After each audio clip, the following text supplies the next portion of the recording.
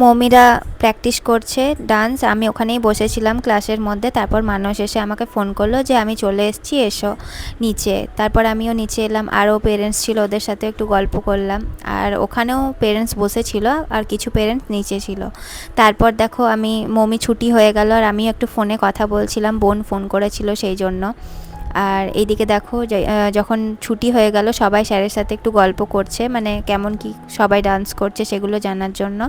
আর এবার দেখো বাড়ি যাব, সবাই স্যারের সাথে একটু ইয়ার্কি আড্ডা করলো, তারপর সবাই বাড়ি চলে গেল, আমরাও বাড়ি চলে এলাম।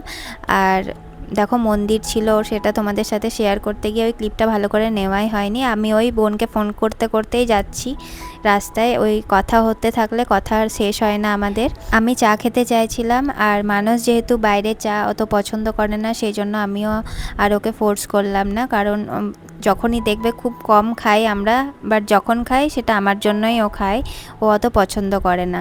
তারপর দেখো এখানে কিছু হচ্ছিল অনুষ্ঠান ঠাকুরের, সেখানে আমি একটু ভিডিও করে নিলাম।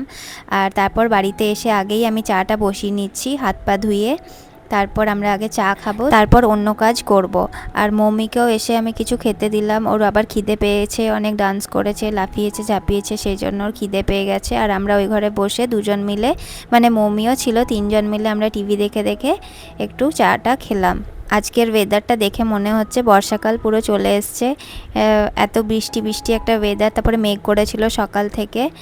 আর চলো ব্লগটা এখানেই এন্ড করলাম, সবাই ভালো থেকো, সুস্থ থেকো, আর অবশ্যই চ্যানেলটা সাবস্ক্রাইব করে যেও।